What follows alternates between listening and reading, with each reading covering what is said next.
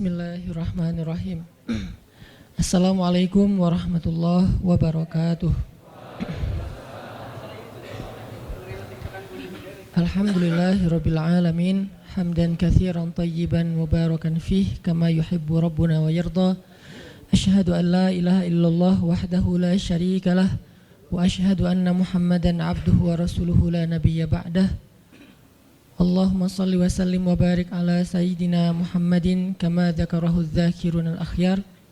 Wa salli wa sallim wa barik ala sayyidina wa habibina Muhammadin makhtalafal lailu wan nahar. Wa salli wa sallim wa barik ala sayyidina wa habibina wa azimina Muhammad wa alal muhajirina wal ansar. Rabbi shrah li sadri wa yassir li amri wahlul 'uqdatan min lisani yafqahu qawli. Rabbana inna nas'aluka ilman nafi'a wa qalban khashi'a wa amalan salihan maqbula wa hayatan tayyiba. Rabbana ilaika aslamna wa bika amanna wa alaika tawakkalna wa ilaika anabna wa bika khasamna na'udzu bi'izzatika an tudillana antal hayyul ladzi la yamut wal insu wal jinnu yamutun wa ba'. Teman-teman semuanya yang dirahmati Allah Subhanahu wa taala, malam ini kita bisa duduk lagi di Markas Pemuda Hijrah. Ahlan wa sahlan bikum. Selamat datang buat semua anak muda Bandung. Mudah-mudahan Bandung ini menjadi salah satu di antara mercusuar dakwah di seluruh Indonesia.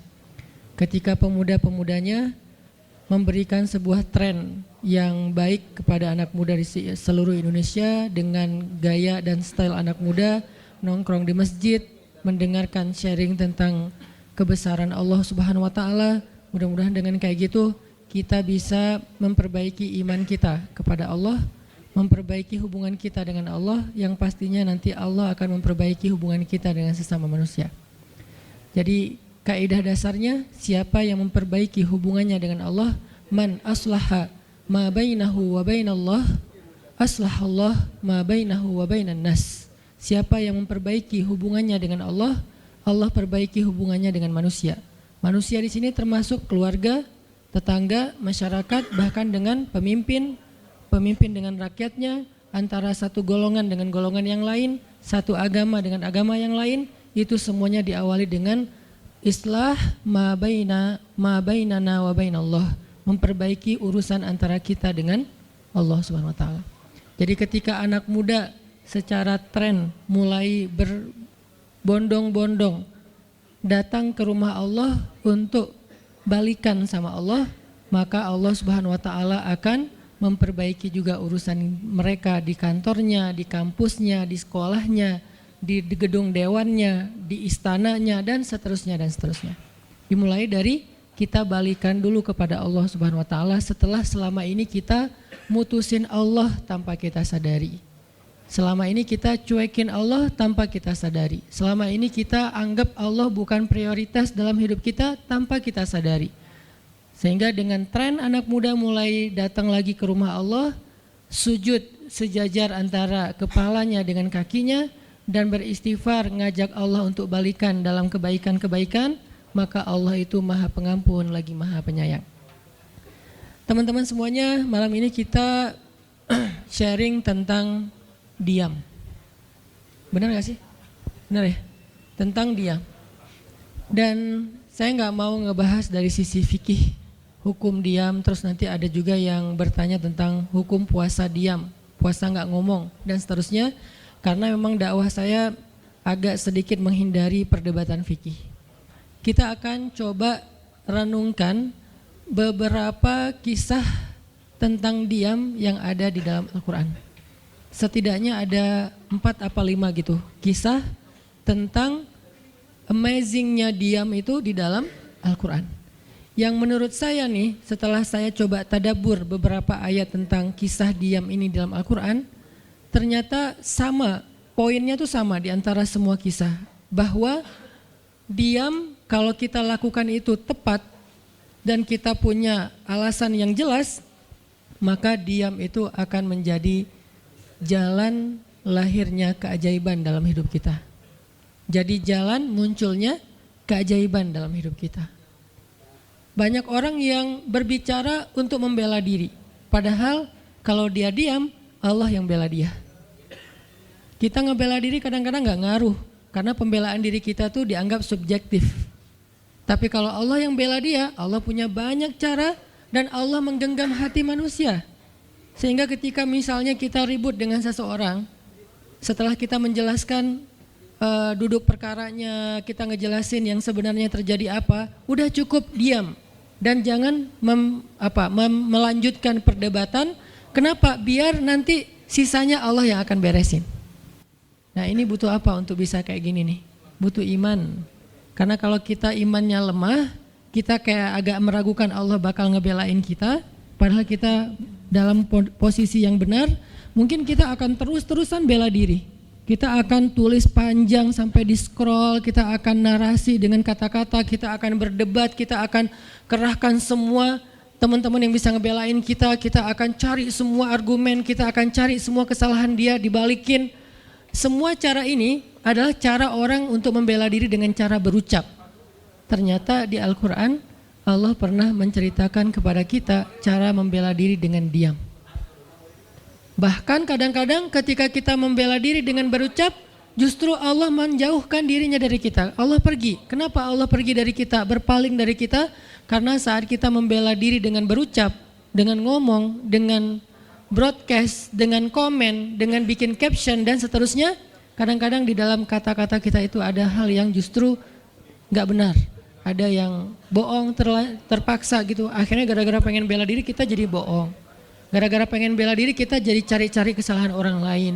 Gara-gara pengen bela diri kita jadi buka aib.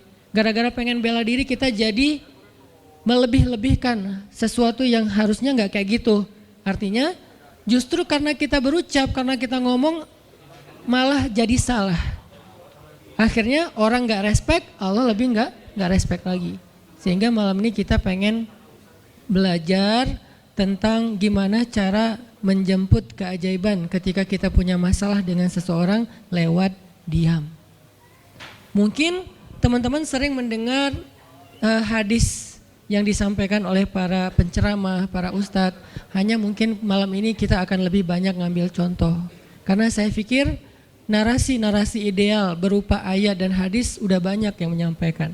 Tapi membawanya dalam contoh konkret daily kehidupan kita itu mungkin gak semua orang aware, karena emang kehidupan orang beda-beda. Apalagi misalnya seorang ustadz yang mungkin jarang main sosmed, dia nggak tahu masalah di sosmed itu apa.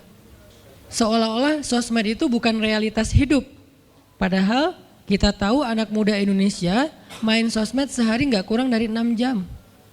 Berarti ada 6 jam realitas kehidupan kita yang jarang dibahas dan dibimbing dengan bimbingan agama Allah, Al-Quran dan hadis. Kenapa?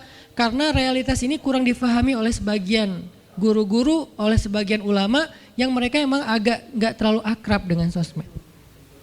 Mereka gak akrab dengan yang namanya Instagram, YouTube, Twitter, Line apalagi. Karena Line ini anak mudanya mungkin ABG banget kan.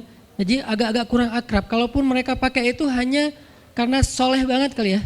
Karena soleh banget jadi mereka pakainya sebatas sekedar share ceramah doang. Jadi gak main. Bukan pemain sosmed lah, sekedar menggunakan sosmed sebagai media panggung ceramah. Udah share, itu juga kadang-kadang yang nge-share-nya admin, jadi nggak ngulik gimana cara itu kurang ngulik. Padahal realitas sosmed itu udah jadi realitas daily kehidupan kita. 6 jam kita ada di sosmed dan 6 jam itu tetap waktu yang akan dihisap oleh Allah. Bukankah selain harta, selain tenaga, selain amal, waktu juga akan dihisap? Maka waktu kita 6 jam itu apakah tidak ada hubungannya dengan agama? Ada banget. Sehingga saya mencoba untuk semampu saya bareng dengan kita semuanya belajar. Bisa nggak ya kita jadi smart netizen? Atau dalam kehidupan sehari-hari bisa jadi smart citizen dengan sikap diam. Gimana sikap diam citizen, smart citizennya? Lagi di jalan, ketika orang lain mungkin bikin kita bete, bikin kita emosi, bisa nggak kita diam? Di rumah ketika kita berselisih dengan pasangan, bisa nggak kita diam?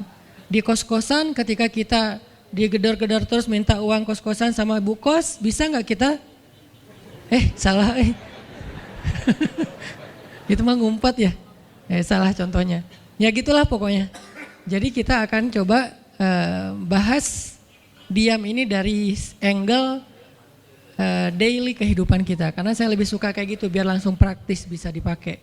Memang hadis-hadisnya banyak. Salah satu yang paling terkenal, man kana yu'minu billahi wal yaumil akhir falyakul khairan aw liyasmut.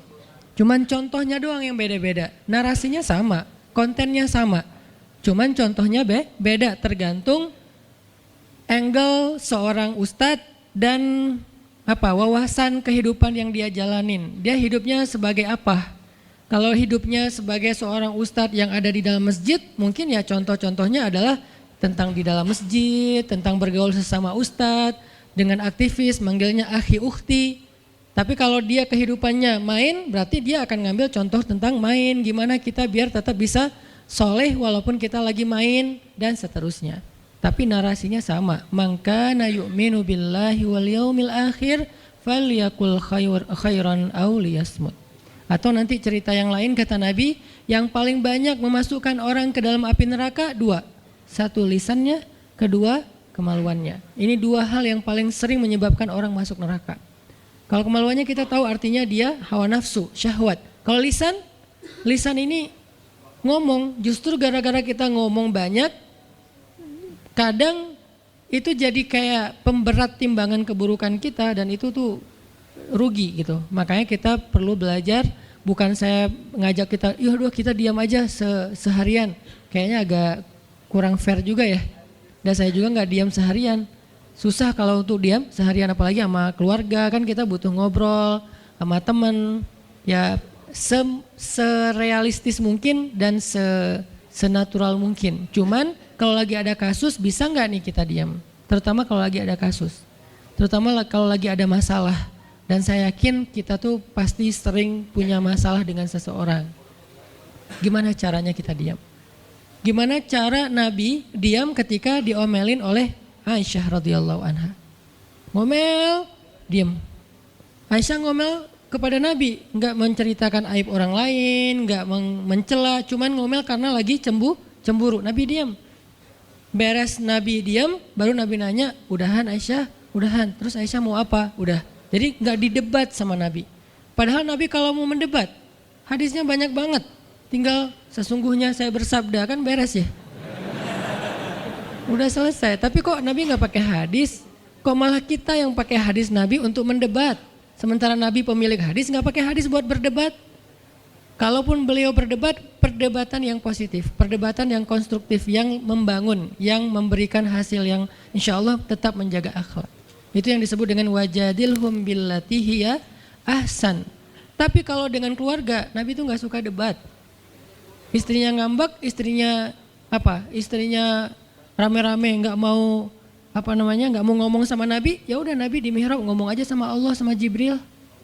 Ternyata lebih dahsyat lagi, ketika Nabi di mihrab ngomong sama Allah dan Jibril doang, akhirnya istri-istrinya lebih dari seminggu ngerasa kayak nasib kita gimana ya, kok Nabi udah nggak mau ngomong sama kita lagi, kok kita digantung gini gitu kan ya. Akhirnya turunlah ayat Al-Quran yang menegur istri-istri Nabi gara-gara perilaku mereka kepada Nabi. Ini menunjukkan bahwa ayat-ayat tentang diam itu menjadi solusi itu luar biasa loh. Dan saya pengen malam ini sebagai motivator, katanya sebagai motivator saya pengen memotivasi kita supaya kita percaya diam itu solusi. Diam itu keajaiban. Nggak usah komen itu ternyata, nggak nge-replay komen head itu ternyata bagus. Nggak usah terlibat dalam perdebatan di sosmed, itu tuh bagus banget. Saya hari ini tadi sore posting tentang update berita di Palestina, ada seorang perempuan yang ditembak di perbatasan sama orang Israel. Kenapa saya turn off si komennya? Karena saya tahu ini akan mengundang emosi. Jadi takutnya malah kemana-mana kan, jadi ngomong politik, jadi ngomong apa, mending di turn off aja deh. Tapi kalau yang lagi saya dibully, saya biasanya nggak nge-turn off. Yang di turn off tuh hal-hal yang sifatnya memunculkan polemik yang semakin melebar, jadi kurang produktif. Akhirnya kita offin dulu komennya. Tapi saya tetap pengen share itu biar orang update berita dari sana tuh lagi apa. Dan mudah-mudahan saya berharap itu di repost orang banyak, akhirnya jadi minimal membangun awareness masyarakat dunia bahwa Palestina itu layak untuk merdeka. Dari dulu udah layak untuk merdeka sejak mereka dijajah oleh Israel. Itu aja doang sih kampanyenya. Tapi saya nggak mau kampanyenya melebar kemana-mana sehingga di offin dulu aja komennya. Kenapa? Off komen itu kadang-kadang bagian dari diam baik. Ngapain juga kita ladenin komen yang macam-macam walaupun mungkin komennya itu ada yang kita berpihak sama dia, sepaham dengan dia, ada yang beda. Tapi tetap aja saya lihat kadang-kadang komen itu berlebihan.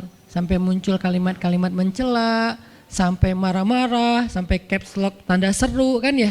Ini kan nggak nyaman lagi kan kalau udah kayak gini, mending diam. Nah di sini kita pengen belajar, diam itu ternyata ajaib. Diam itu ternyata benar-benar kata orang emas. Diam itu ternyata solusi. Diam itu ternyata pembelaan diri yang paling efektif. Kalau selama ini kita masih percaya membela diri yang paling efektif ngomong. Membela diri yang paling efektif itu bikin postingan. Membela diri yang paling efektif itu bikin caption yang bagus. Membela diri yang paling efektif itu komen. Membela diri yang paling efektif itu minta pembelaan dari manusia. Ternyata mungkin itu benar, tapi ada yang lebih efektif lagi. Membela diri dengan diam. Dan gimana cara membela diri dengan diam sampai mendatangkan keajaiban? Itu yang akan kita coba renungkan malam ini. Oke, yang pertama kita akan baca kisah diam di surat Maryam, surat favorit saya. Coba teman-teman buka surat Maryam, surat 19. Di dalam surat ini ada 2 adegan diam. Pertama, adegan diamnya Nabi Zakaria. Yang kedua, adegan diamnya Maryam. Surat 19, surat Maryam, ayat 10.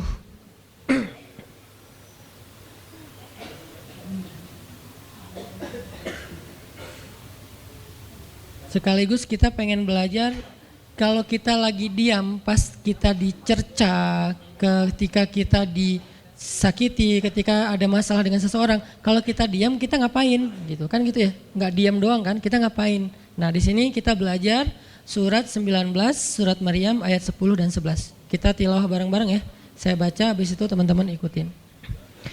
A'udzu billahi minasy syaithanir rajim. Silakan.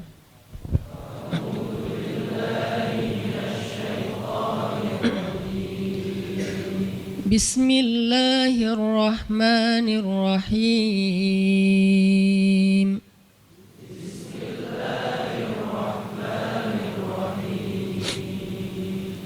Qala rabbi ij'al li ayah.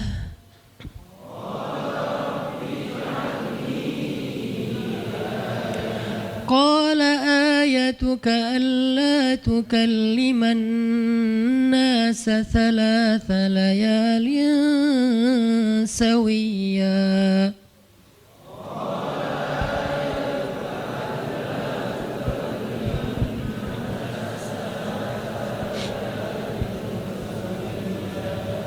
فخرج على قومه من المحراب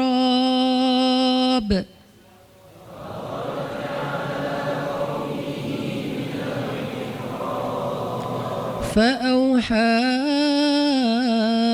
إليهم أن سبحوا بكرة وعشيا.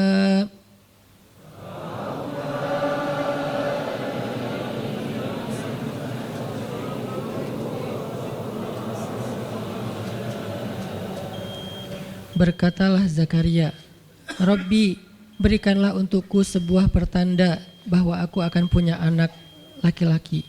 Allah berfirman, tanda-tanda bagimu adalah engkau tidak akan bisa berbicara dengan manusia selama 3 malam berturut-turut. Maka keluarlah Zakaria kepada kaumnya dari mihrabnya dan memberi mereka isyarat supaya mereka bertasbih kepada Allah setiap pagi dan petang. Ini adalah adegan, kita lanjutin sekitar 2 menit sebelum azan. Ini adalah adegan ketika Nabi Zakaria dapat berita gembira akan punya anak laki-laki. Karena Nabi Zakaria berdoa minta anak laki-laki dari sejak nikah sampai usia 80 tahun. Kurang lebih sekitar 50 tahun berdoa.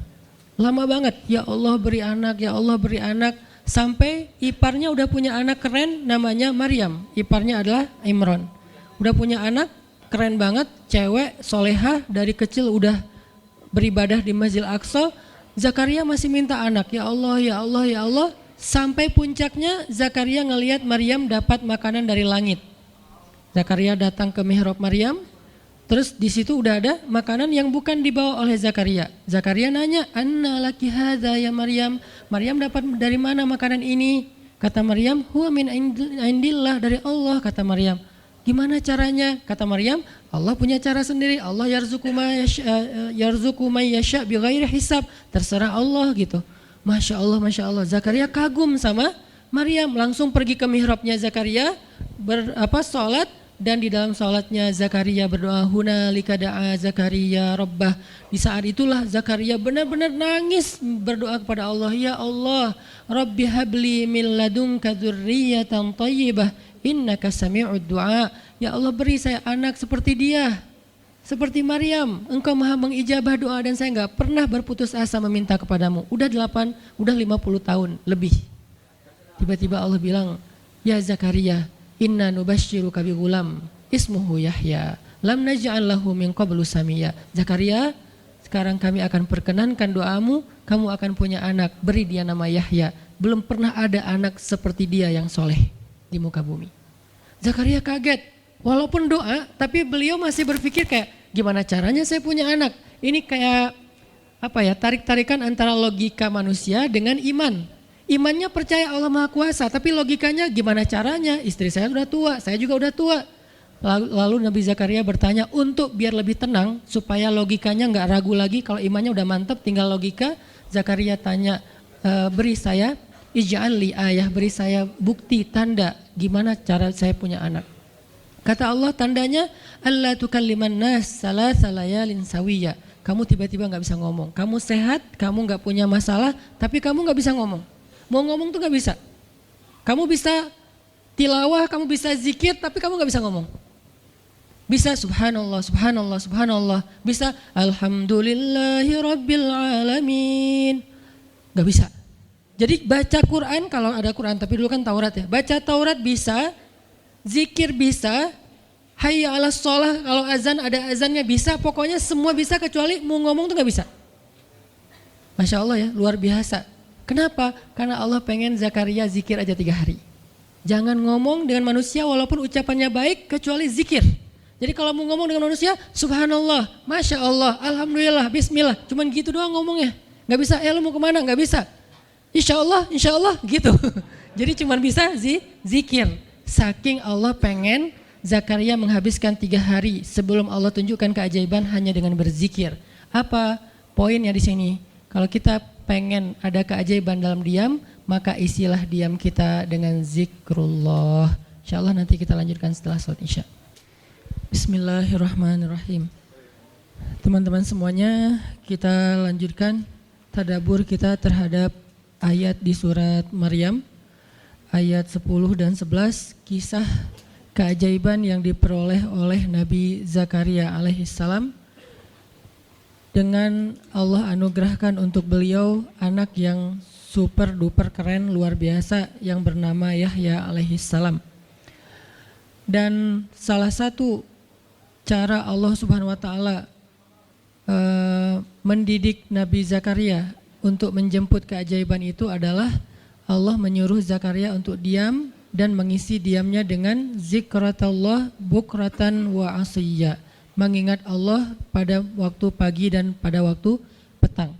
Artinya diisi dengan zikir. Dan waktu itu Nabi Zakaria menurut ulama tafsir, beliau tidak cacat lisannya, benar-benar bisa ngomong. Hanya tidak bisa bicara dengan manusia tapi bisa berzikir. Jadi beliau bisa zikir, bisa mengucapkan kalimat-kalimat Alkitab yaitu Taurat.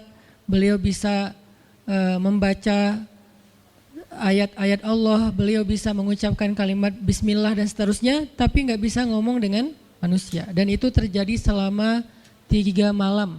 Dan akhirnya setelah 3 malam, Nabi Zakaria tiba-tiba dapat berita gembira kalau istri beliau hamil. Ini pelajaran penting banget buat kita. Kalau ini pernah berlaku terjadi kepada Nabi Zakaria, keajaiban dengan cara kayak gini, maka ini juga akan terjadi kepada kita. Itulah alasan kenapa kisah tersebut direkam dalam Al-Quran, supaya dia menjadi pelajaran hudan lil muttaqin. Itu kenapa Allah katakan Al-Quran hudan lil muttaqin, petunjuk bagi orang yang bertakwa, orang yang pengen memperbaiki diri, orang yang pengen dapat solusi. Muttaqin, orang yang pengen wa may yattaqillaha yaj'al lahu makhraja, dapat jalan keluar. Wa yarzuqhu min haitsu la yahtasib, dikasih rezeki yang enggak terduga-duga. Wa may yattaqillaha yaj'al lahu min amrihi yusra, diberikan kemudahan. Wa may yattaqillaha yaj'al lahu yukaffir anhu sayyi'atih, dihapuskan semua dosa. Wa yu'dhim lahu ajra, dikasih reward yang berlipat-lipat. Maka siapa yang pengen dapetin keajaiban-keajaiban orang bertakwa itu, maka jadikanlah Al-Quran sebagai petunjuknya, hudan lil muttaqin. Nah, gimana cara kita jadiin Al-Quran sebagai petunjuk? Jawabannya juga ada di ayat yang sama, la raiba fih, jangan ragukan ayat-ayat Al-Quran, termasuk kisah-kisah yang ada di dalamnya. Sehingga kalau kita benar-benar percaya kisah Nabi Zakaria mendapatkan keajaiban dengan cara diam dan zikir, maka kita coba terapin itu dalam masalah hidup kita, insya Allah kita juga akan mendapatkan keajaiban dan kejutan seperti yang didapatin oleh Nabi Zakaria. Itu pesan poin yang ada di dalam ayat 10 dan 11 surat Maryam. Sehingga buat sebagian orang yang mungkin ngerasa selama ini sering disakiti, sering dicuekin, sering didebat, sering diapain, jangan terlalu diladenin. Kadang-kadang ada teman saya nanya ke saya, Ustadz, ini ada yang ngomongin Ustadz gini di sosmed, perlu kita balas nggak nih? Saya bilang udah diamin aja. Itu tuh santai, tapi sebetulnya itu ada kayak alasan kenapa saya memilih sikap itu, bukan karena kayak males ribut. Sebetulnya kadang-kadang kan ribut itu kayak nyenengin ya, kayak olahraga apa ya, emosi gitu kan. Rame-rame di sosmed itu kayak asik kan, kayak kita ngegame gitu kan. Jadi nge-replay komen-komen orang kayak lucu-lucuan gitu. Saya pernah lihat Rachel V-nya bagus juga sih, ini bukan dalam hal negatif tapi positif, makanya saya sebutnya nama. Rachel itu kan main kemarin ke Australia sama New Zealand. Terus ada dia lagi foto-foto gitu di sana bareng dengan suaminya. Tiba-tiba ada yang komen, Sel, lo gak cocok di tempat itu, tempatnya bagus tapi gara-gara lo jadi kurang bagus gitu. Terus dia jawab, ya gue gak cocok tapi dompet gue cocok, kata dia. Kadang-kadang perlu digituin juga sih ya, biar paham. Karena kata Ustaz Abdul Somad, sombong kepada orang yang sombong adalah sedekah. Tapi itu mah pilihan. Rachel memilih sikap santuy. Tapi dengan dia guyonin, kalau saya memilih sikap diam aja deh. Karena saya takut kalau saya ngomong malah jadi panjang debatnya, dan saya merasa nggak mampu untuk selalu membela diri dengan argumen. Karena membela diri dengan argumen kadang-kadang ya kalau bahasa Ustaz Umar Mita, orang yang mencintaimu tidak butuh alasan, orang yang membencimu tidak akan menerima alasan. Jadi kayak ya udahlah, diamin aja. Ternyata dengan kita diam muncul aja keajaiban, banyak keajaiban. Jadi benar-benar saya percaya banget diam itu tuh keajaiban. Dan itu berlaku dalam dakwah, berlaku dalam masalah keluarga. Ketika istri lagi ngambek, dia misalnya komen panjang di sosmed, di WhatsApp misalnya, dia kayak misalnya namanya juga lagi ngambek ya, ngomong panjang di WhatsApp. Kalau saya sabar untuk diam, itu tuh beres dengan sendirinya dan akhirnya malah lebih baik. Tapi kalau saya kepancing, jadi kita balas-balesan. Sepanjang hari WhatsAppan terus nggak beres-beres, tapi hasilnya makin lama tuh tangan pegel, hati panas. Karena kayak pengen dia balas apa, oh balasin lagi, balas apa, balasin lagi, terus aja gitu, habis energi dan kerasa gitu capeknya tuh luar biasa. Tiba-tiba muka jadi lebih tua gitu kan ya, tiba-tiba berkerut semua, terus warna kulit makin doff gitu. Ini gara-gara efek stres kali ya. Jadi intinya adalah jangan diladenin, diamin aja setelah kita klarifikasi fitnah. Kalau itu berbentuk fitnah, tetap kita butuh tabayun, klarifikasi biar tidak menyebar fitnah. Tapi beres klarifikasi nggak usah diperpanjang. Berapa kali mungkin teman-teman ngelihat, mungkin saya pernah nggak ada apa-apanya sih dibilangkan Ustadz Felix, kalau beliau lebih pro lah dalam masalah kayak gini. Kalau saya beberapa kali dibully di sosmed, pernah nggak saya ladenin? Hampir nggak pernah. Cuman klarifikasi maksudnya, udah beres, diamin aja, diamin. Sepahit apapun, sepanas apapun kalimatnya, yang kadang-kadang Ustadz nggak baca. Penasaran soalnya. Kalau kita diam karena nggak baca mungkin nggak ada challenge-nya kan. Ini baca komennya semua sampai ribuan itu satu-satu dibaca tuh. Oh gini ya, bisa gini ya orang ngomong teh. Terus aja dibacain satu-satu. Capek cari air putih, minum lagi, baca lagi gitu. Terus sampai beres dibaca itu. Mungkin 2 hari lah baru khatam. Saking banyaknya komen. Tapi mencoba lagi belajar, bukan udah jago enggak, sama sekali enggak. Mencoba lagi belajar, bisa enggak setelah udah panas banget, gergetan banget, beberapa udah bisa banget tuh dibalesin, di replay. Jangan deh, ada yang udah di replay panjang, dihapus lagi enggak jadi. Kenapa? Karena masih belajar yakin diam itu keajaiban. Dan selama ini saya ngebuktiin diam itu emang keajaiban. Kenapa? Karena Allah pernah mengisahkan kisah Zakaria dan kisah-kisah yang lain bagaimana mereka dapetin keajaiban dengan cara diam. Ini yang kita coba pengen rubah sedikit persepsi kita. Enggak selalu bela diri dengan ngomong, kadang kita bela diri itu dengan diam.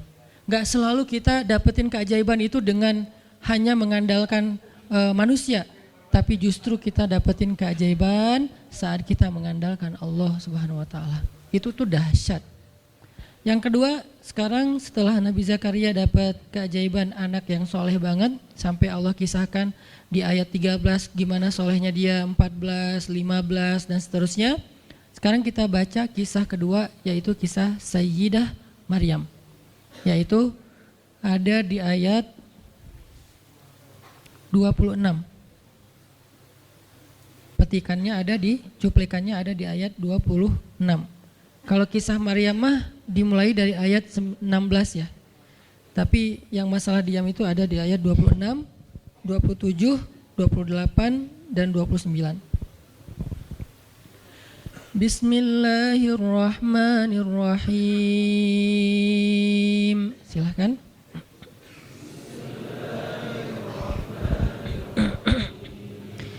Fakuli washrabi wa qarri aina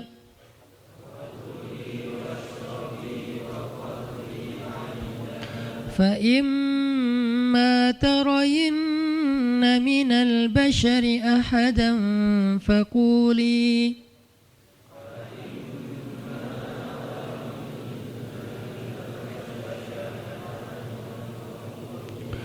فقولي إني نذرت للرحمن صوما فلن أكلم اليوم إنسيا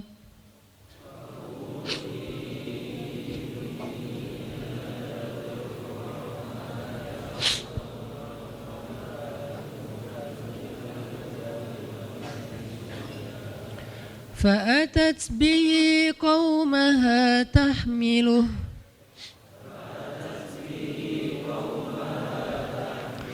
قالوا يا مريم لقد جئت شيئا فريا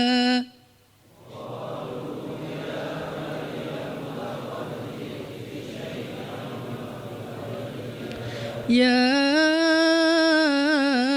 أخت هارون ما كان أبوك امرأ سوء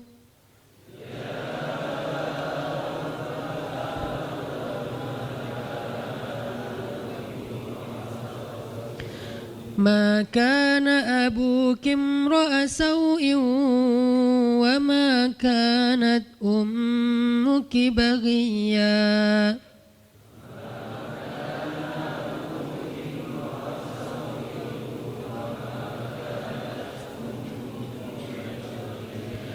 فأشارت إليه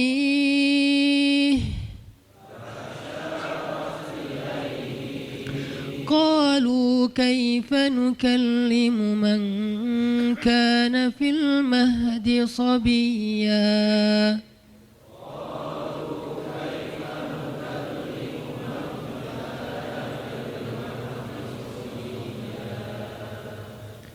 Dan maka makan dan minumlah dan bersenang hatilah engkau wahai Maryam, dan jika engkau bertemu dengan seseorang katakanlah sesungguhnya saya telah berazam untuk berpuasa pada hari ini dan saya tidak akan berbicara dengan manusia pada hari ini.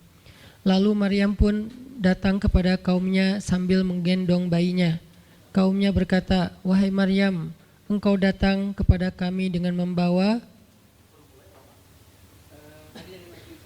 kalau bahasa kita tuh pembawa apa istilahnya? Sial.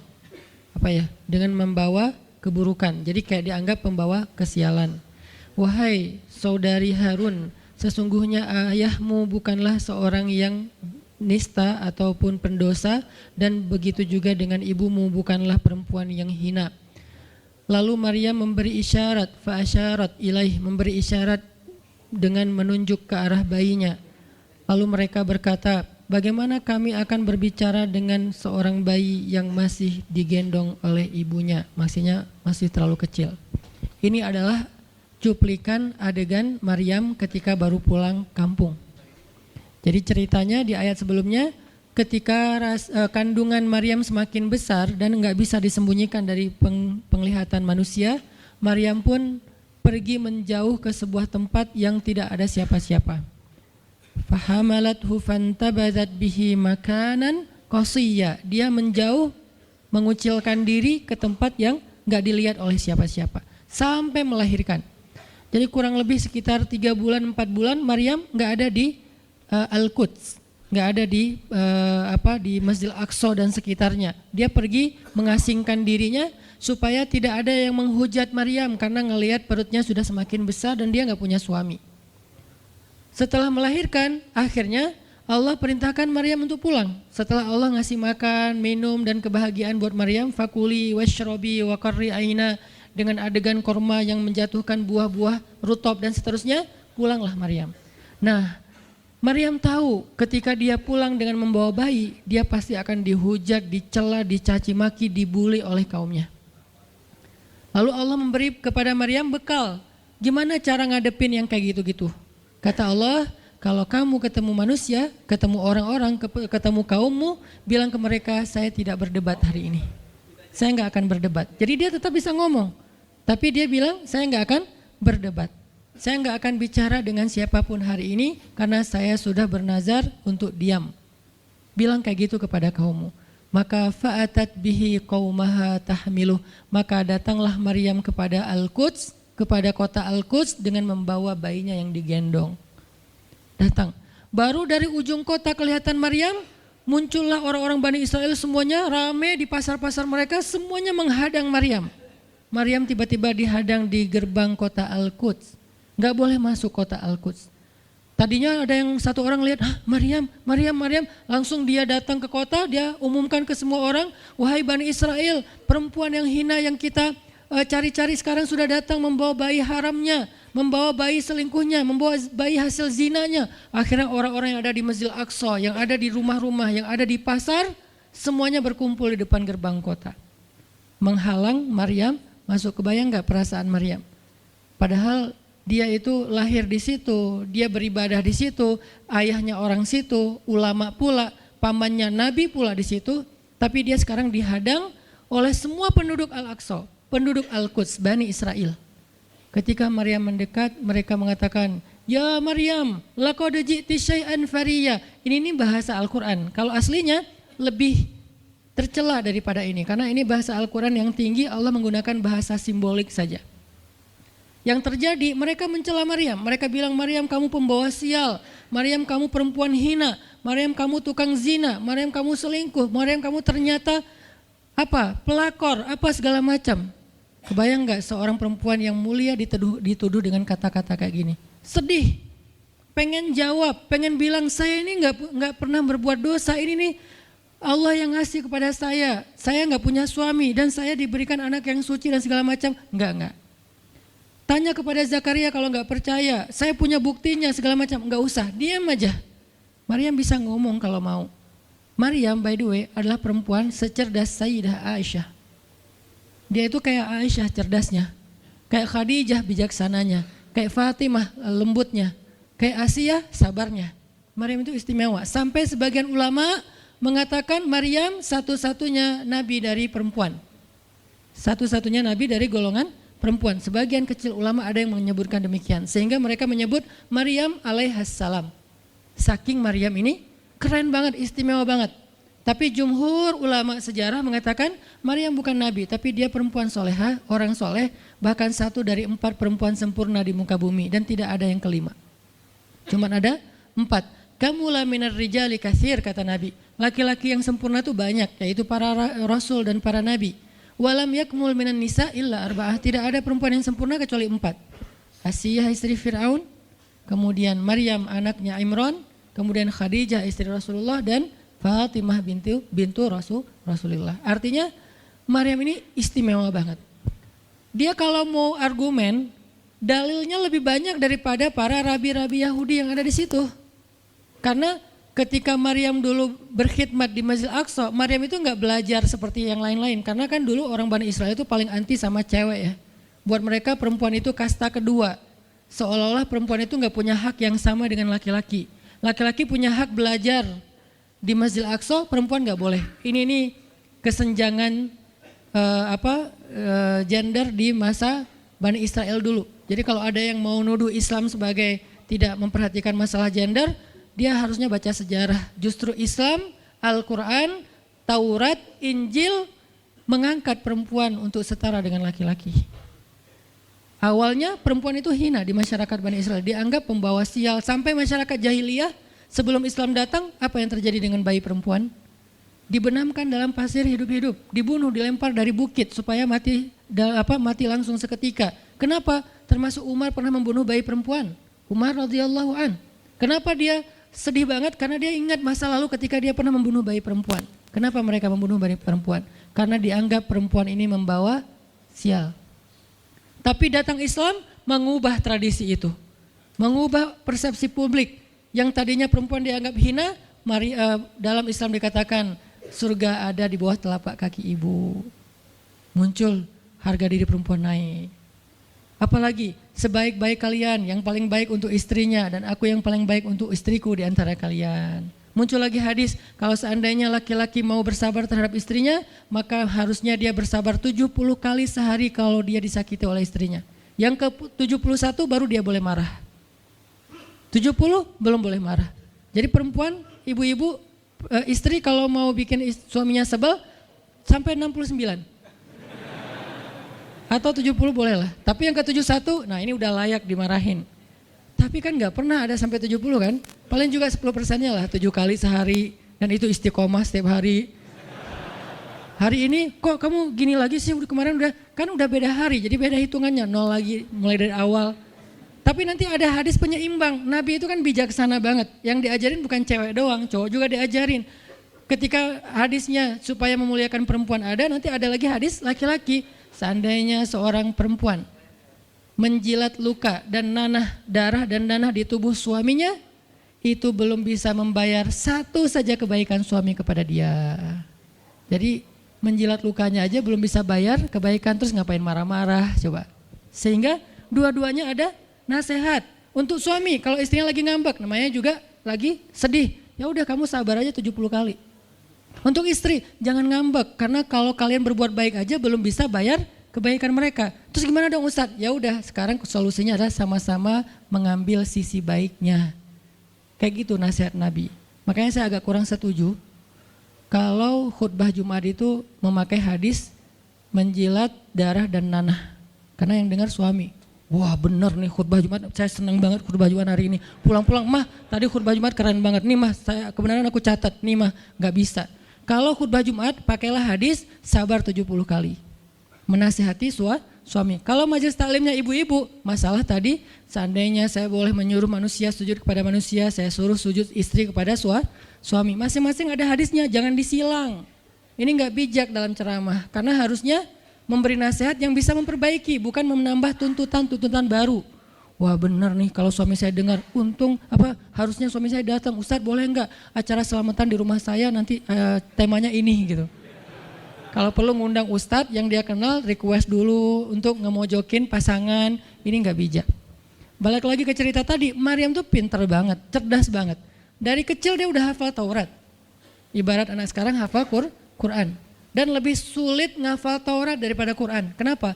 Karena bahasa Al-Quran itu sastra banget. Jadi ngafalnya itu kayak ngafal syair. Itu aja udah susah kan? Kebayang gak ngafal Taurat? Lebih sulit lagi tuh. Dan Maryam dari usia di bawah 5 tahun udah khatam Taurat. Udah tahu tafsir Taurat usia 7 tahun. Bahkan saking keren dan pinternya Maryam, kadang-kadang ketika Maryam ngobrolin tentang Taurat sama Zakaria, itu Zakaria sampai geleng-geleng kepala. Maryam, gitu maksudnya? Sampai nanya ke Maryam, gitu om maksudnya. Maryam ngomongnya ke Zakaria udah kayak ngajar gitu. Saking pinternya Maryam. Jadi hadis-hadis Zakaria, Maryam hafal. Kan para anbiya itu punya hadis kan? Hadis Zakaria dihafal oleh Maryam. Tauratnya Musa dihafal oleh Maryam. Kebijaksanaan para nabi dihafal oleh Maryam. Dia dari usia 10 tahun itu udah jadi ulama besar Maryam. Artinya kalau misalnya orang mau berargumen dengan Maryam, dia punya banyak bahan. Dia punya banyak narasi. Dia lagian Maryam itu pintar ngomong. Tapi Maryam diam. Jadi kalau kita ngerasa pintar ngomong, pintar komen, pintar apa, tetap aja kita punya alasan harusnya kita diam. Karena Maryam yang lebih daripada kita ternyata juga diam. Akhirnya Maryam diam. Dikatakan ya ukhta Harun. Diingatkan lagi dengan kemuliaan keluarga Imran.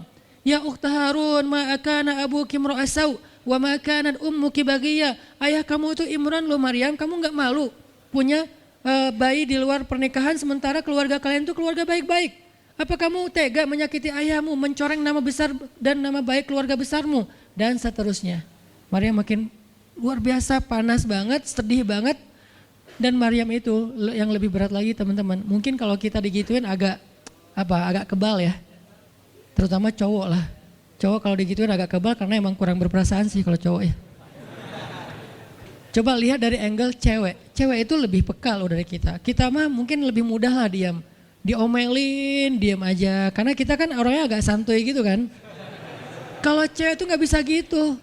Makanya lihat angle ini dari angle cewek. Kalau tadi Zakaria, sekarang Maryam. Dan Maryam lebih peka daripada semua cewek yang ada di muka bumi. Lebih perasa lagi daripada perempuan yang ada di muka bumi. Sangat-sangat pemalu.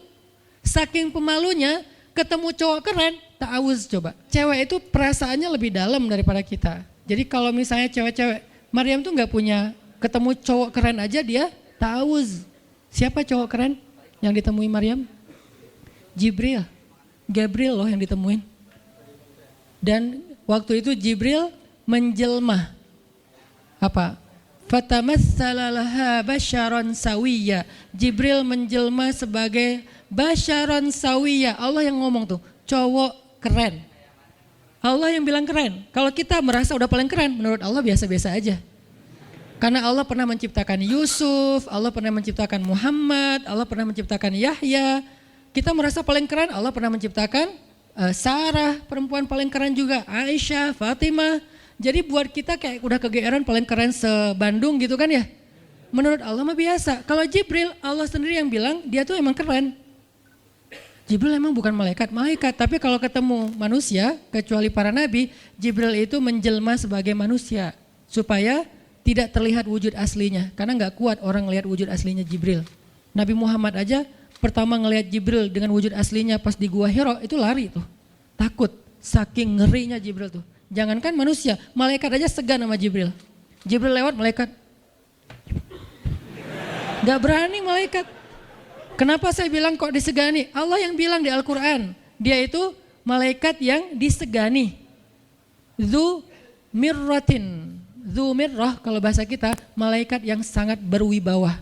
Sehingga di antara malaikat aja gak ada yang sembarangan bicara sama Jibril. Mau bicara sama Jibril kayak aduh segan malu gitu malaikat. Cuman gak pakai itu mah Sunda ya. Pokoknya malaikat mah gak berani ngomong sama Jibril saking segannya. Kenapa? Gagah banget wujud aslinya. Ketika dia membentangkan sayapnya itu sayap menutupi timur dan barat.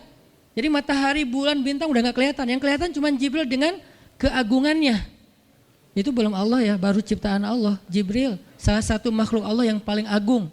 Sehingga saking kerennya Jibril, Allah gak menyebutnya dengan nama malaikat. Padahal golongannya malaikat, tapi Allah menyebutnya dengan Ruhul Quds, Roh Kudus, yaitu Jibril. Nah ketika ketemu dengan Maryam, Jibril bermisal itu menjelma sebagai basyaran sawiyah, cowok keren banget. Saking kerennya Jibril, Umar aja terkesima ngeliat Jibril. Pernah Jibril datang ngajarin iman, Islam, ihsan kepada Nabi Muhammad, dan Umar ngeliat Jibril terkesima, gak bisa ngomong, diam aja, benar-benar speechless banget nih Umar. Jibril udah pulang, Baru Nabi nanya, Umar tahu nggak itu siapa? Hah, apa Rasul? Gitu. Saking masih kayak terkesima. Apa Rasul? Tahu nggak barusan siapa? Siapa ya Rasulullah? Saya nggak kenal orang itu, kok keren banget. Kata Rasul, itulah Jibril. Masya Allah, itu Jibril. Ya Alhamdulillah bisa ngeliat Jibril langsung, tahu gitu tadi. Gitu ya. Kalau bahasa kita mah udah langsung pengen foto-foto kan sama Jibril. Kebayang nggak cowok sekarang lihat Jibril? Baru lihat apa?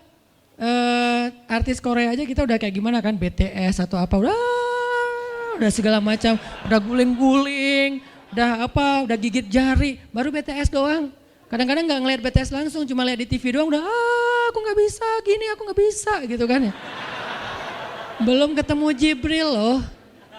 Jadi nggak ada lah artis sekeren Jibril. Baru Yusuf aja udah pada ngiris tangan, belum malaikat. Sampai ketika cewek-cewek ketemu Yusuf, mereka bilang apa? Ini bukan manusia, ini malaikat. Jadi gantengnya Yusuf tuh bukan ganteng-ganteng apa? Itulah. Ganteng kok hewan gitu kan. Ini ganteng-ganteng malaikat. Belum ada tuh film atau sinetron itu.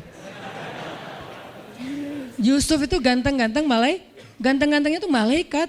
Levelnya tuh level malaikat. Jadi kalau ada Jibril, ada Yusuf kayak, nih yang mana Yusuf, mana Jibril ya? Keren dua-duanya. Nah Jibril datang ketemu Maryam bukan di atas panggung rame-rame. Berdua coba, intimate banget kan. Kalau di atas panggung teriak-teriak gak keren lah, biasa aja. Ini tuh berdua, private banget. Di satu ruang kecil, berdua gak ada yang tahu, tiba-tiba Jibril berdiri di depan Maryam senyum dengan khas senyumnya malaikat yang mematikan gitu. Maryam pas buka mata lagi zikir ngelihat Jibril depan matanya keren banget. Langsung Maryam bilang apa? A'udzubillah. Wibawa banget kan Maryam. A'udzubirrahmani minka in kunta taqiyya. Jadi emang elegan sih orang-orang soleh tuh. Dia langsung nunduk, dia bilang a'udzubirrahmani minka in kunta taqiyya. Aku berlindung kepada Allah yang Maha Rahman. Kenapa ngomongnya Rahman? Karena keren. Kalau enggak keren, a'udzubillah. Karena keren, a'udzubirrahman. Tapi masih ta'awuz, cuman pakainya Rahman karena Allah tuh Maha Pengasih yang udah bikin kamu tuh keren. Diksinya luar biasa ya. Maryam gak bilang a'udzubillahi minasyaitonirrajim. Enggak, ini enggak layak dibilang syaitan, ini terlalu keren. Jadi gak bisa a'udzubillah, a'udzubirrahman. Berarti Maryam itu pinter. Sampai dia bisa memilih diksi Asmaullahil Husna. Dia gak pakai diksi Allah, dia pakai diksi Ar-Rahman. Karena yang datang itu wajahnya tuh wajah orang baik. Tapi keren. Akhirnya a'udzubirrahmani minka in kunta taqiyya kata Maryam. Jibril juga elegan, paham maksud Maryam. Maksudnya kamu siapa? Itu pertanyaannya. Maryam gak nanya, kamu siapa ya? Enggak gitu. Kan kayak culun-culun kayak caper gitu kan. Kamu siapa ya? Aku ada salah sama kamu. Enggak gitu sih Maryam ngomongnya. Saking elegannya Maryam, dia nanya kamu siapa tapi pakai kalimat zikir. Keren gak sih? Kita kadang-kadang zikir, a'udzubirrahmani minka in kunta taqiyya. Artinya apa Mbak? Sama-sama gak elegan ya. Kalau Maryam sama Jibril dua-duanya elegan. Bahasa orang elegan tuh emang banyak kode sih. Jadi kita mah yang polos-polos kayak gini, yang remeh-remeh, rempeyek gak jelas gini, ya gak akan paham kalau gak baca tafsir. Makanya kalau mau theater of mind, baca Quran itu pakai tafsir, pakai kisah, baru kita ngerti kondisinya. Oh gitu banget ya, dahsyat banget ya kejadian waktu itu. Jibril datang dengan wujud yang kerennya. Maryam pengen nanya kamu siapa? Kok tiba-tiba masuk ruangan saya? Tapi bahasanya a'udzubirrahmani minka in kunta taqiyya. Aku berlindung kepada Allah yang Maha Baik darimu kalau kamu takut kepada Allah. Maksudnya kamu siapa? Takut gak kamu sama Allah? Baru Jibril mengatakan, saya adalah utusan Allah, berarti malaikat, untuk memberi kabar kepadamu kalau kamu akan punya anak. Baru Maryam melihat, gimana saya punya anak? Ya udah ada obrolan nih. Dan mereka udah biasa aja, oh Jibril saya kira siapa, udahlah gak mungkin. Artinya udah kayak gitu nih kesolehan Maryam. Artinya Maryam itu orang yang sangat peka banget, perasaannya dalam banget. Terus nanti ketika Maryam melahirkan anak, tahu gak kata-kata Maryam apa? Ya laitani mittu qabla hadha wa kuntu nasyam mansiya. Saat Maryam merasakan sakitnya kontraksi, mau melahirkan Isa, Maryam itu sambil kontraksi sambil bilang, ya laitani mitu qabla hadza wa kuntu nasyan mansiya. Aduhai seandainya saya mati aja sebelum kejadian ini dan saya dilupakan oleh manusia seolah-olah saya tidak pernah ada. Kenapa Maryam ngomong kayak gini? Maryam ngebayangin betapa malunya dia nanti kalau harus membawa bayinya ketemu Bani Israel yang pada bawel. Bani Israel itu terkenal kaum yang paling bawel. Bawelnya banget. Kalau kita baca Al-Baqarah itu isinya kebawelan Bani Israel. Kata Nabi Musa, sembelihlah Al-Baqarah. Al-Baqarah itu kan banyak, yang warna apa? Cari yang warnanya bersih. Yang bersih kan juga ada belang-belangnya nggak dikit. Terus yang beratnya berapa kilo, yang dari mana? Dari Bali atau NTB atau dari mana? Bawel banget. Udahlah cari aja seekor sapi, sembelih beres. Tapi nanya lagi, bertele-tele. Itulah Bani Israel. Dan Maryam tahu banget karakter kaumnya. Jangankan dengan fitnah kayak gini nih, ketemu Nabi yang udah menyampaikan hal yang benar aja, itu di debatnya tuh habis-habisan. Apalagi dengan kondisi Maryam. Makanya Maryam takut banget, dia nggak kuat menanggung malu. Kalau kita mungkin masih kuat lah nanggung malu, kadang-kadang malah malu-maluin gitu kan. Kalau Maryam nggak kuat nanggung malu, berarti orang yang seperti ini harusnya kan berat banget untuk diam kan, nggak akan kuat diam, harusnya dia ngomong gitu, dia belain diri. Tapi Maryam itu sisi lainnya adalah perempuan yang mukminah, siddiqah, sangat yakin sama Allah. Allah suruh diam, ya udah diam. Gimana pun dihujat, diam. Kata Allah diam. Ya Allah mereka bilang saya itu berzina, diam. Ya Allah bilang ini anak haram, ini anak saya nih, anak yang mulia. Anak yang satu-satunya ketika lahir nggak disentuh setan di antara manusia loh. Satu-satunya manusia ketika lahir nggak disentuh setan. Nabi Muhammad setannya malah diislamkan. Beda, kerannya itu beda. Kalau Isa nggak disentuh setan. Kalau Nabi Muhammad setannya malah masuk Islam. Masing-masing punya keistimewaan lah. Tapi satu-satunya manusia yang lahir nggak disentuh setan cuman Isa. Kita semuanya pernah disentuh. Lahir langsung. Apa sih lo datang-datang ke dunia nambah-nambahin kerjaan gua gitu kan. Kita nih orang biasa, jadi pas lahir tuh udah ada langsung setan bisik-bisik, yuwas bisufi sudurinas, makanya disuruh azan kan. Karena kenapa? Biar nggak dibisikin sama setan. Dan kalau bisa suara azan kita harus lebih lembut daripada suara setan, karena setan juga kayak nge-tricky gitu. Saya ibu kamu. Anak bayi dinina bobokan sama setan, hiduplah iblis gitu-gitu kan. Jadi kayak di dokter nama setan, iblis itu keren, iblis itu soleh, iblis itu baik. Tapi pakai bahasa nasyid. Lagunya tuh kayak akustik gitu, lembut banget gitu kan. Makanya suara muazin kalau azanin anaknya yang lembut. Jangan azan Allah Akbar, asyhadu alla ilaha illallah. Dia malas ke masjid nanti kalau udah dewasa. Kenapa? Gue malas banget dengan suara ini nih. Salahnya siapa coba? Salah ayahnya. Belajar azan di Al-Latif sama Muzammil sama Teras Tahfiz biar azannya tuh kayak Allahu Akbar. Bayinya senyum-senyum. Ntar gue bisa lebih dari itu. Canda. Intinya adalah Maryam itu pemalu banget. Jadi dia bisa banget untuk ngebales, tapi dia diam. Sampai akhirnya fa'asyarat ilaih, dia memberi isyarat. Arti memberi isyarat, dia nunjuk ke arah Isa alaihissalam yang masih digendong, kalau kalian mau ngomong aja sama bayinya. Allah yang nyuruh kayak gitu. Makin kayak marah dan makin menjadi-jadi orang Bani Israel ketika Maryam memberi isyarat nunjuk ke arah Isa. Mereka bilang, ya Maryam, kamu udah gila apa? Sekarang kamu nyuruh kami bicara dengan bayi yang masih dalam gendongan ibunya. Benar, Maryam tuh ternyata udah stres gila. Dia gara-gara ditinggal sama selingkuhannya, sekarang dia jadi orang gila. Wah, luar biasa tuduhan kepada Maryam. Maryam diam aja sedih, nahan air mata. Tapi bukan emotikon yang menggenang air mata di sini ya. Nahan aja air mata sampai kemudian Allah datangkan keajaiban, jadikan bayinya bicara. Qala, Isa bicara. Panjang lagi omongannya Isa. Ibuku ini baik, ibuku begini-begini, saya itu hamba Allah, saya itu anak yang suci, saya itu begini-begini, sampai beres. Baru mereka pada pulang karena mereka merasa terbantahkan semua tuduhan palsu mereka kepada Maryam. Masuklah Maryam, disambut mulia oleh beberapa orang. Maryam itu perempuan mulia, Allah mendatangkan dia sebagai keberkahan. Tadi dituduh pembawa sial, sekarang disebut pembawa berkah. Mulailah Maryam terkenal.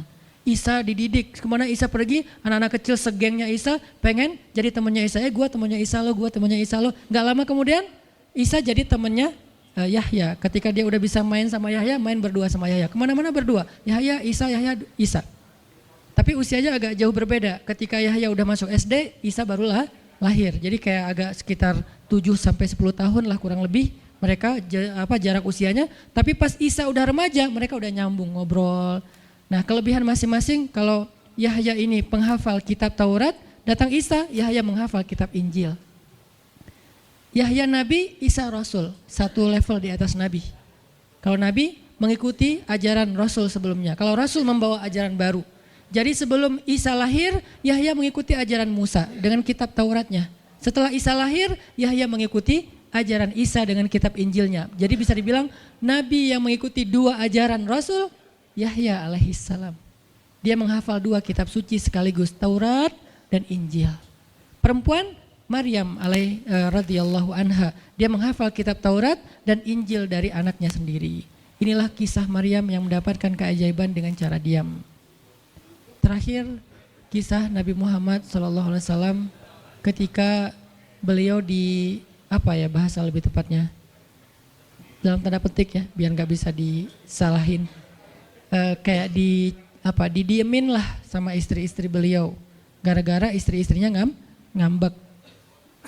Di dalam surat At-Tahrim, surat 66, coba kita buka, surat 66. Ini juga kalau teman-teman baca kisah surat ini tuh luar biasa ya. Kita kayak baca novel atau kayak nonton film, keren banget. Saya memang senang banget dengan sirah Nabi dan para anbiya, dan terutama kalau sirah ini berbentuk storytelling, bukan data sejarah ya, karena membaca data sejarah itu emang agak-agak liar sih. Tapi kalau storytelling kan kita adegan ya, wah seru ya, itu lebih keren daripada Disney, Marvel, Endgame, satu apalah. Lebih seru baca sirah kalau kita paham. Surat 66 ayat 4. Ayat 5. Ayat 5. Itu tuh ceritanya, saya langsung ke ceritanya aja. Ceritanya kan waktu itu Nabi itu punya kebiasaan kalau habis asar sampai maghrib, Nabi ngapain pertanyaannya? Apa sih yang dilakuin Nabi antara asar dengan maghrib? Ternyata kebiasaan Nabi di hari Jumat di hari-hari biasa antara asar dengan maghrib itu adalah keliling ke rumah-rumah istrinya. Antara asar dengan maghrib itu waktu family time lah, keliling antara rumah-rumah istrinya. Kalau nggak habis dalam satu hari, besok dilanjutin. Nah hari itu Nabi datang ke rumah Maria yang dari Mesir itu, istri beliau yang dari Mesir, Maria Kiptiyah. Dan lama di rumah Maria, nggak pindah-pindah gitu. Sementara Hafsah sama Aisyah udah nungguin Nabi di rumahnya Aisyah berdua, karena emang Hafsah sama Aisyah ini kan ngegeng banget ya berdua ya, kayak soulmate banget lah, walaupun sama-sama istri Nabi, tapi mereka kayak fair berdua tuh nggak ada masalah. Kalau yang dengan yang lain mereka cemburu. Nungguin di rumah Aisyah, Hafsah, Nabi di rumah siapa sih sekarang? Kata Hafsah, di rumah Maria. Kok lama banget sih di rumah Maria, dikasih makan apa sih? Gak tahu tuh, dari tadi kita tungguin gak datang-datang, kan sesama cewek nih ngobrol. Lama gak datang-datang, menjelang maghrib Nabi baru datang. Aisyah udah agak bete nih, lama banget sih giliran di Maria aja datang lama, di rumah saya lama gak datang-datang. Begitu Nabi datang, tuh Nabi datang. Dia aja Aisyah sama Hafsah. Assalamualaikum. Waalaikumsalam. Kayak ngambek gitu kan. Kata Nabi, Aisyah kenapa? Hafsah kalian kenapa? Kata Aisyah, ya iyalah sedih, kok di rumah Maria lama banget dikasih makan apa sih, enak ya? Kata Aisyah, enggak makan apa-apa, cuma minum madu. Oh kata Hafsah, pantesan kok bau mulutnya gak enak, pasti madunya gak benar tuh di sana tuh. Iya gak benar, jangan minum madu lagi, kata Aisyah. Kata Nabi, ya udah mulai sekarang saya gak akan minum madu lagi. Demi apa? Menyenangkan hati Aisyah. Aisyah langsung yes, Nabi gak akan minum madu lagi. Demi saya, berarti saya kan istimewa banget. Kenapa bisa istimewa? Karena aslinya Nabi itu hobi banget minum madu. Kayak saya mungkin senang minum kopi. Tapi demi istri, mulai sekarang saya gak akan ngopi lagi. Kan istri saya ngerasa, wah demi aku tuh dia gak mau ngopi lagi. Kan keren kan? Akhirnya Aisyah ngomong ke istri-istri yang lain. Kalian tahu gak? Kata Aisyah. Kayak ngomong di grup gitu kan? Tapi grupnya bukan grup WhatsApp, grup mereka gitu. Kalian tahu gak? Nabi sekarang gak akan minum madu lagi loh. Kenapa? Karena aku. wah keren ya Aisyah, istimewa banget ya, sampai Nabi rela gak minum madu, padahal madu itu baik, Nabi senang juga demi Aisyah, ya demi aku gitu. Akhirnya Aisyah bahagia. Allah gak ridho. Begitu Nabi ngomong kayak gitu, Allah turunkan ayat pertama surat At-Tahrim, ya ayuhan Nabi. Jibril langsung turun, ya Rasulullah ada pesan. Ada pesan tuh dari Allah. Kata Rasulullah, pesan apa Jibril? Nih, ya ayuhan Nabi, lima tuharrimu ma ahallallahu lak tabtaghi mardhata azwajik. Kenapa engkau mengharamkan apa yang Allah sudah halalkan bagimu? Hanya pengen menyenangkan hati istrimu, wahai Rasul. Astagfirullah, salah ngomong saya. Mengharamkan ya Allah halalkan. Astagfirullah ya Allah, mulai sekarang saya akan minum madu lagi. Astagfirullah, maafin saya ya Allah. Jibril balik ke Allah, kasih tahu Nabi akan minum madu lagi. Nabi ngomong ke istri-istrinya, ngumpulin semuanya kecuali Aisyah. Semuanya dikumpulin. Ada Hafsah di situ. Wah istri-istriku, maaf ya aku salah ngomong kemarin depan Aisyah. Sekarang aku akan meralat, mulai sekarang aku akan minum madu lagi di rumah-rumah kalian. Jadi kalau sore aku lagi datang, siapkanlah madu seperti biasanya. Terus istri-istri Nabi ngerasa, Masya Allah Nabi sekarang minum madu lagi demi kita, gitu kan ya. Kan antara mereka kan saling pengen nunjukin siapa yang paling istimewa kan. Demi kita sekarang Nabi udah minum madu lagi, Nabi sampai meralat kata-katanya. Akhirnya ternyata kalimat itu sama Hafsah disampaikan ke Aisyah. Kalau bahasa sosmed kita di capture, di forward. Kan bahaya banget kan? Disampaikan ke Aisyah. Aisyah tuh lihat Nabi sekarang minum madu lagi loh. Demi siapa coba? Demi kami. Aisyah, innalillah, jadi Nabi gini. Cuman Aisyah gak sampai ngomong kayak kita. Dasarnya cowok dimana aja sama gitu. Itu mah kata-kata cewek sekarang ya. Kalau Aisyah kan elegan kan gak ngomong gitu. Akhirnya pas Nabi datang Aisyah diam. Aisyah diam, kata Nabi, Aisyah kenapa? Aisyah kenapa? Oh jadi gitu, di belakang ternyata sekarang minum madu lagi. Hah? Nabi langsung datangin sama Jibril. Rasulullah tahu gak kenapa mereka rame-rame sekarang? Siapa yang ngasih tahu nih ke Aisyah? Jibril ternyata jadi penengah, makanya jangan macam-macam deh sama Nabi. Ada Jibril, ada Allah kan, susah gitu membuat rahasia. Tahu nggak Rasulullah kenapa Aisyah ngambek? Kenapa wahai Jibril? Gara-gara Hafsah ngebocorin rahasia Nabi kepada Aisyah. Oh ini kerjaan Hafsah, kata Nabi. Oke, Hafsah. Panggil nih Hafsah. Dipanggil Hafsah, kata Nabi, Hafsah, kamu udah membocorkan rahasia saya. Ini menurut sebagian tafsir. Memang ada banyak tafsir sih. Salah satu tafsirnya kayak gitu. Hafsah, kamu udah membocorkan rahasia aku. Dan sekarang istri-istri pada ngambek. Istri yang lain juga ikut ngambek sekarang gara-gara Nabi kayak sekali minum madu, sekali nggak minum madu. Yang lain pada diam semuanya. Datang ke rumah Ummu Salamah.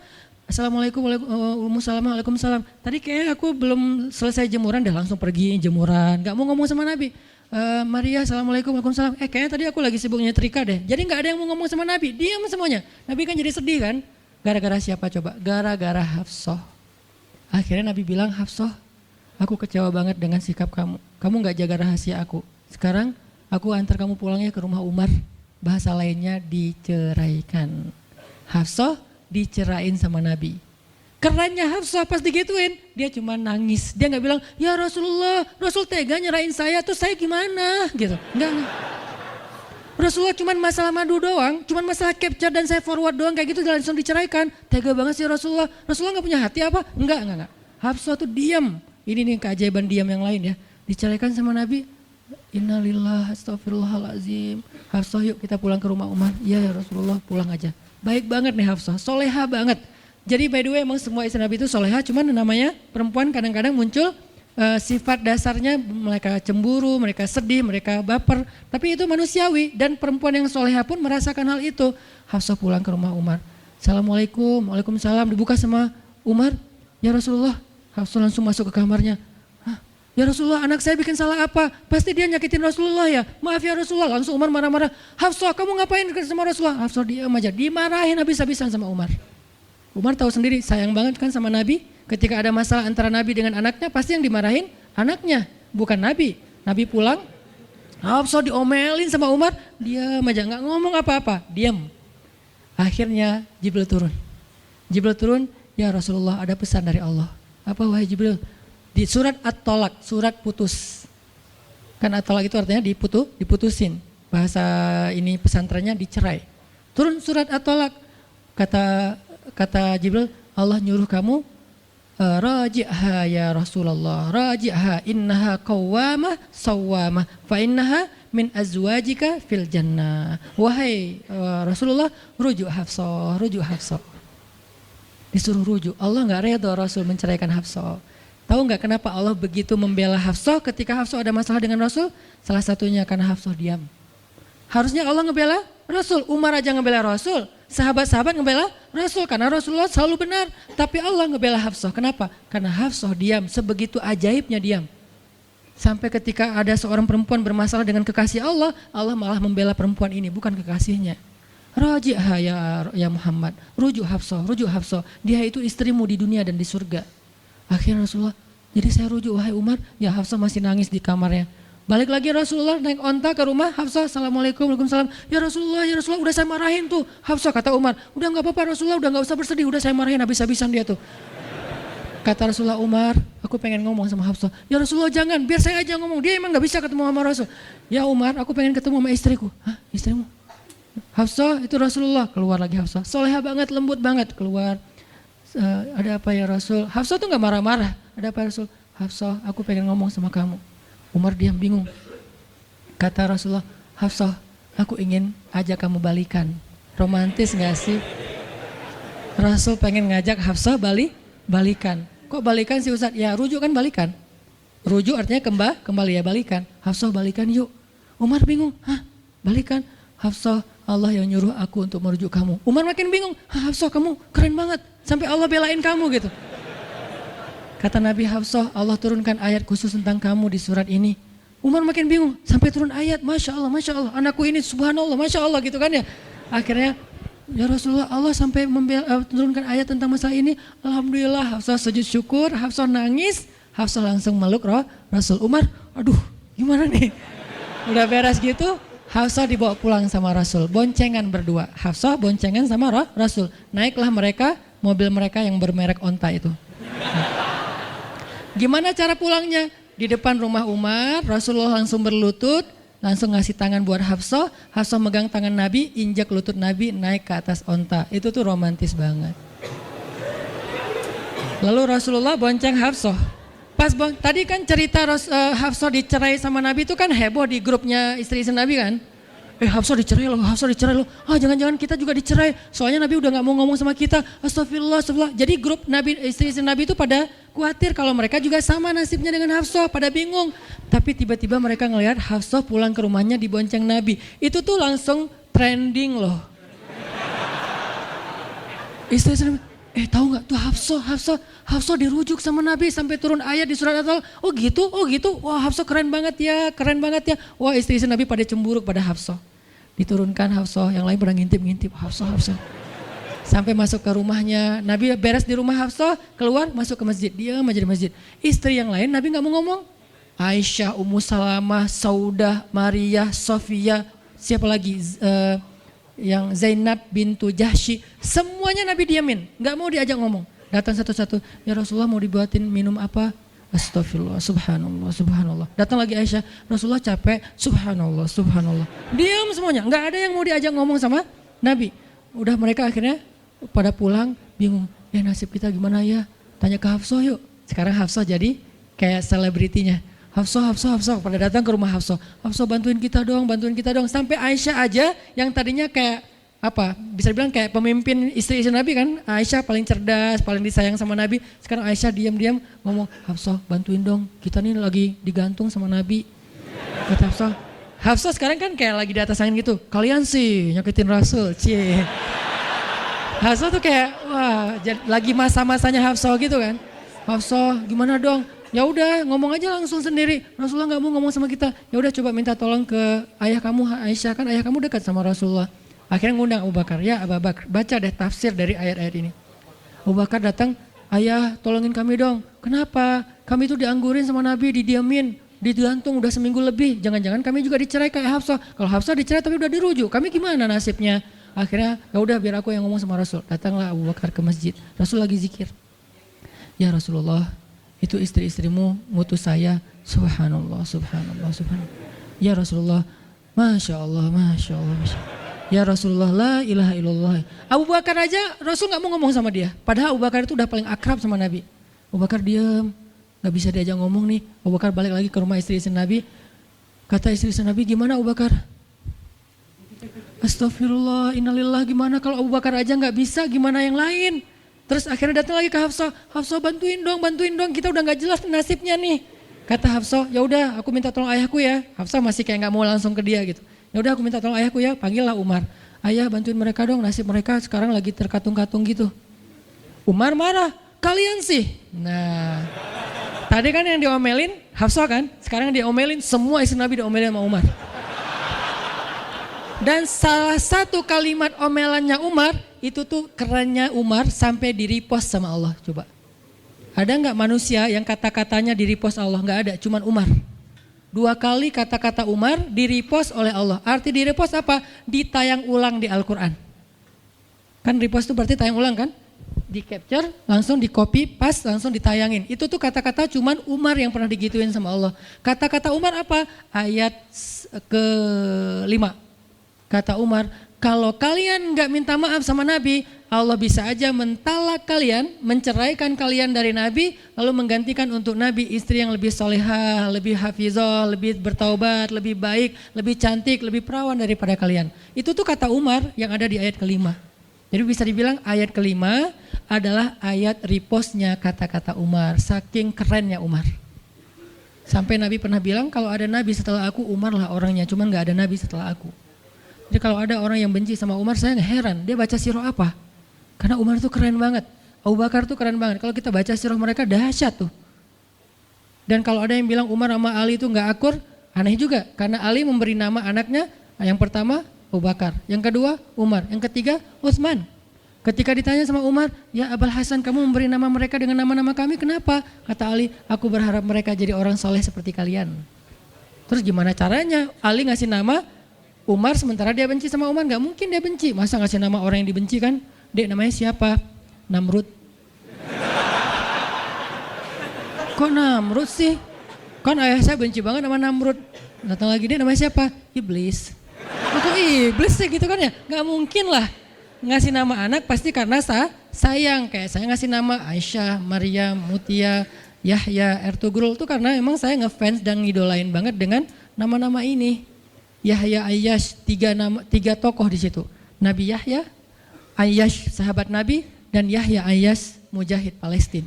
Jadi 3 tokoh sekaligus. Nabi Yahya saya ngidolain banget supaya Yahya jadi anak kecil yang seperti Nabi Yahya menghafal Quran. Kedua, Ayyash itu sahabat Nabi Muhammad. Kemudian yang ketiga, Yahya Ayyash sekaligus itu nama mujahid Palestina yang paling pintar ngerakit banyak senjata-senjata untuk ngelawan Israel. Dan dia dibunuh sama Israel, saking Israel benci sama Yahya Ayyash. Untuk membunuh Yahya Ayyash mereka ngebom 1 blok untuk membunuh Yahya Ayyash, dan mudah-mudahan dia syahid dalam dalam kejadian itu. Artinya saya ngefans gitu. Ali juga kayak gitu. Balik lagi ke cerita tadi, akhirnya ngundang Umar. Umar datang ke Rasulullah. Ya Rasul, saya diutus istri-istrimu. Subhanallah, subhanallah. Ya Rasul, bicara dong, kasihan mereka kayak digantung. Ya Rasul, apakah engkau menceraikan mereka semua? Baru Rasulullah ngeliat ke arah Umar. Rasulullah tersenyum. Rasulullah bilang, enggak wahai Umar. Allahu Akbar, kata Umar. Dia langsung takbir, Allahu Akbar. Istri-istri Nabi dengar suara takbirnya Umar, itu pertanda, kode, berarti berita gembira. Istri-istri Nabi juga Allahu Akbar, rame gitu kan. Umar masuk ke rumah istri Nabi, wah Umar, busyra ya Umar, busyra berita gembira, wahai Umar, ya berita gembira, kalian tidak diceraikan oleh Nabi. Tapi jangan macam-macam lagi ya. Ya Umar, ya. Akhirnya sujud syukur semuanya. Beres sujud syukur, mereka bilang, kita masak-masak yuk untuk Rasul yuk, syukuran. Di rumah siapa? Ya di rumah Hafsah lah. Akhirnya mereka masak-masak di rumah Hafsah. Pas sudah beres masak-masak, mereka ngundang Nabi untuk pulang. Tapi yang berani ngomong sama Nabi cuman Hafsah. Hafsah, kita udah beres masak nih. Minta dong Nabi pulang ke rumah. Ya udah tenang, biar aku yang minta. Hafsah datang, ya Rasulullah, kami masak-masak loh untuk Rasul, yuk pulang yuk. Ya Hafsah, udah beres Nabi zikir, sujud, beliau balik sama Hafsah. Sampai ke rumah Nabi, udah selesai lah urusannya. Apa yang terjadi setelah itu Ustadz? Udah gak ada riwayatnya, jadi gak bisa diriwayatin. Pokoknya beres itu mereka pun hidup bahagia selamanya. Apa pelajarannya di sini? 2 orang di sini dapat keajaiban lewat diam. 1 Hafsah, Allah suruh rujuk gara-gara dia diam. Kedua Nabi, diam aja sambil zikir sampai akhirnya Allah beri pelajaran yang berharga, istri-istrinya yang tadinya ngambek serentak semuanya insaf bahasa kita. Sadar dan mereka minta maaf kepada Rasulullah. Jadi kalau istri lagi ngambek, lagi ngomel, diam. Isilah diam kita dengan zikir. Tapi zikirnya bukan auzubillah minasyaitonirrajim, auzubillah. Jangan, dia bukan setan. Dia hanya lagi ngambek. Subhanallah, Masya Allah, Alhamdulillah. Yang paling efek itu la haula wala quwata illa billah. Itu ngefek banget. Mudah-mudahan ini bisa menjadi penyemangat, motivasi untuk kita semuanya. Betapa kata as-samt, as-sukut, diam aja dalam Islam itu adalah kebaikan yang luar biasa dahsyat. Mudah-mudahan itu bisa jadi behavior, perilaku kita sehari-hari, perilaku kita di sosial media, perilaku kita di jalan, di rumah, dimanapun. Sehingga orang yang sudah hijrah, udah ngaji, mukmin harusnya bisa menjadikan diam sebagai bentuk pembelaan diri kalau dia ada masalah. Barakallahu fiikum. Subhanakallahumma wa bihamdika asyhadu an la ilaha illa anta astaghfiruka wa atubu ilaik. Assalamualaikum warahmatullahi wabarakatuh.